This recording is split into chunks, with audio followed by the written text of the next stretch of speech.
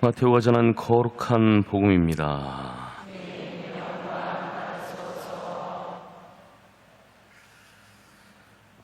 그때 예수님께서는 군중을 보시고 가엾은 마음이 드셨다. 그들이 목자 없는 양들처럼 시달리며 기가 꺾여 있었기 때문이다. 그래서 제자들에게 말씀하셨다. 수확할 것은 많은데 일꾼은 적다. 그러니 수확할 밭의 주인님께 일꾼들을 보내주십사 하고 청하여라. 예수님께서 12 제자를 가까이 부르시고 그들에게 더러운 영들에 대한 권한을 주시어 그것들을 쫓아내고 병자와 허약한 이들을 모두 고쳐주게 하셨다. 12 사도의 이름은 이러하다.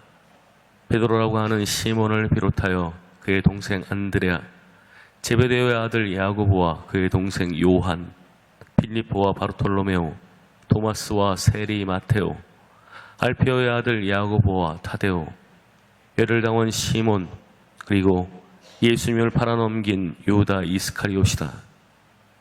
예수님께서 이 12 사람을 보내시며 이렇게 분부하셨다. 다른 민족들에게 가는 길로 가지 말고 사마리아인들의 고을에도 들어가지 마라. 이스라엘 집안의 길 잃은 양들에게 가라. 가서 하늘나라 가까이 왔다 하고 선포하여라. 앓는 이들을 고쳐주고 죽은 이들을 일으켜 주어라. 나병 환자들을 깨끗하게 해주고 마귀들을 쫓아내어라. 너희가 거저 받았으니 거저 주어라.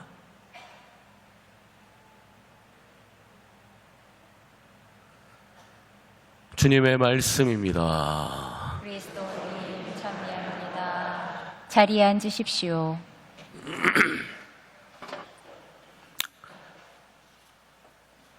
참 예수님,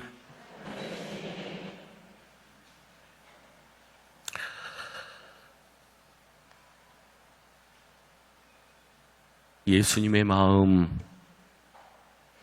대해서 오늘 복음은, 그리고 성경은 가엾은 마음이라고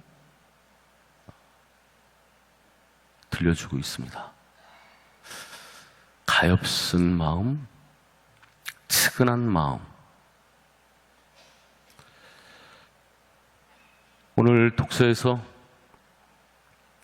사도 바울은 우리가 나약한 존재이고 또 불교한 존재다라고 이렇게 이야기를 하면서 나약한 우리를 위해서, 불경한 우리를 위해서 다시께서 돌아가셨다라고 이렇게 이야기를 하고 있죠. 다 다른 사람들이지만 하나님께서 보시기에 우리는 너무나 부족하고 나약하고 또 당신의 뜻을 제대로 따르지 못하기 때문에 불경한 그러한 존재들입니다. 그러나 주님께서는 그런 이들을 내치지 않고 가엾어 하시면서 어떻게든 구원하시려고 하시죠. 그래서 한없는 사랑으로 우리를 구원하시고 그 한없는 사랑이 어떤 것인지를 보여주시기 위해서 십자가에 못 박혀서 돌아가셨습니다. 그 사랑을 제자들이 배우기를 바랐고 신앙인들도 역시 마찬가지로 그러한 삶을 살아가기를 바라시죠. 예수님께서는 동업자들을 구하십니다. 당신의 수많은 제자들 가운데에서 12를 따로 뽑아서 세우시고 그들을 파견하시죠. 당신의 그 마음을 닮아 살기를 바라셨다는 것입니다. 그런데 그 제자들의 이 선발 기준이 모호합니다. 어떤 사람은 헬라 이름을 쓰는 사람이 있는가 하면 그리스식 이름이죠. 그런가 하면 세모 이름을 씁니다. 갈릴레아 사람이 있는가 하면 유다 사람도 있습니다. 어부들을 뽑는데 넉넉한 어부들이 있는가 하면 가난한 어부들도 있습니다. 어떤 사람은 로마에 붙어서 세금을 떼어먹는 사람이 있고, 또 어떤 사람은 로마에 대항해서 독립을 외치는 열혈 동원도 있습니다. 도저히 어울릴 것 같지 않은 이러한 사람들을 당신께서 뽑으시죠. 그리고 가까이 두십니다. 가까이 두셨다는 것은 당신의 일거수일투족을 바라보고 배우면서 그 삶을, 당신의 그 마음을 담기를 바라셨다. 성당에 오면 이런 사람도 있고 저런 사람도 있습니다. 어떻게 저런 사람이 하는 이런 마음이 드는 그런 사람도 있죠. 모두가 다 그럴만하다고 생각해서 성당에 다니는 게 아니라는 것을 우리는 보게 됩니다. 어쩌면 그것이 바로 나의 모습일 수도 있죠. 예수님의 이 사도들 가운데에서는 아까도 말씀드렸던 것처럼 로마에 맞섰던 열혈 당원이 있는가 하면 극단적인 극기주의자였던 세례지 요한의 제자들도 있습니다. 어떤 일을 하게 되면 다혈질이어서 먼저 무슨 정의롭지 못한 것에 분노가 치밀어 오는 그런 사람들도 있고, 어떤 사람은 신앙생활하면서 극도의 극기를 하면서 살아가는 이들도 있죠. 이런 사람들은 예수님의 그 행보가 도대체 마음에 들지 않았을 겁니다. 그래서 이러쿵 저러쿵 뒤에서 궁시렁거렸을 수도 있죠. 그런데도 불구하고 예수님께서는 그 사도들을 당신의 사랑으로 다독였고, 이 사도들은 그 안에서 하나둘 깨져가면서, 그러면서 예수님을 배웠고 결국은 예수님을 위해서 자신의 목숨을 내어놓았습니다.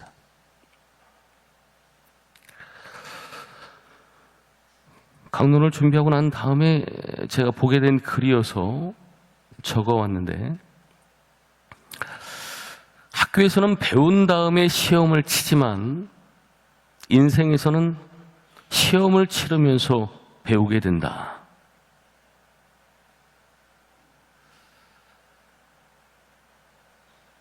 우리는 다 배운 다음에 인생이라는 시험을 치르는 게 아니죠.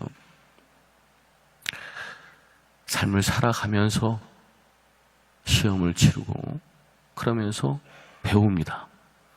때로는 잘해서 배우기도 하지만 많은 경우 실패를 통해서 배우고 시련을 통해서 배우고, 건강보다는 건강하지 못한 그 아픔 속에서 건강의 소중함도 배우게 되고, 예수님을 배우는 것도 역시 마찬가지입니다. 예수님께서는 완성형을 부르신 게 아니죠. 나약하고 불경하기까지 한 그런 이들을 부르시고, 무엇을 계속 잘못하지만 그 잘못하고 실패하는 이런 가운데서 예수님의 뜻이 어떤 것인지를 배워나갑니다. 여전히 완전하지 못한 그런 존재들이지만 예수님께서 나를 택하셨다라고 하는 것에 감사하면서 깨져가고 넘어지고, 그런 가운데서 주님을 배우고 앞으로 나아가는 것이죠. 그런 나를 불러주신 것이 주님의 사랑이었음을 알고, 네가 무엇을 했기 때문에 불러주신 것이 아님을 알고 거저 받았으니 거저 베풀어 주라고 말씀하십니다. 여전히 모자라고 나약하고 또 불경하기까지 한 우리들, 이렇게 모여서 주님을 또 배우고 다시 또 삶의 현장으로 나아갑니다. 나만 그런 것이 아니라 다른 이들도 그런 것임을 이해하고 함께 사랑하면서 살아가야 하겠습니다. 아멘.